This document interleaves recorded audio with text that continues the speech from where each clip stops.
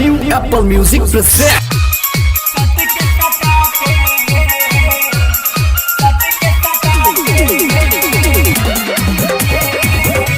मारे दगोरी सट के सटा के तनी सा साइज मिला के मारे दगोरी सट के सटा के तनी सही साइज मिला के मारे लगानी तैयार हो जब जब मारे रानी मजा मिली हो उठावा के लाल के न साजा मिली हो जब जब मारे रानी मजा मिली हो जब जब मारे रानी मजा मिली हो उठावा के लाल के न साजा मिली हो मारे दगोरी सट के सटा के तनी सही साइज मिला के मारे लबानी तैयार हो। Present by New Apple Music.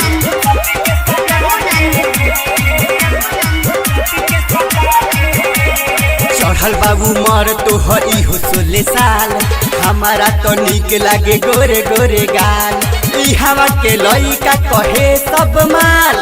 ई हवा के लइका कहे सब माल लागता करई पुरानी हवे बवाल मारे दगोरी सट के सटा के तनी सही साइज मिला के मारे लबानी तैयार हो।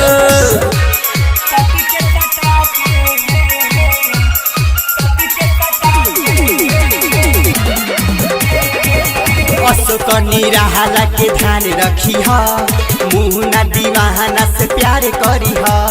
फैशन राजा से दुलार करी हा फैशन राजा से दुलार करी हा एक बार नहीं 100 बार करी हा मारे दगोरी सट के सटा के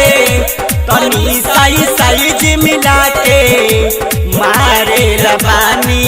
तैयार हो जब जब मारे रानी मजा मिली हो उठावा के लाली के न साजा मिली हो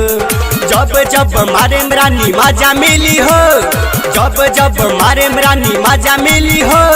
उठावा के लाली के न साजा मिली हो मारे दगोरी सट के सटा के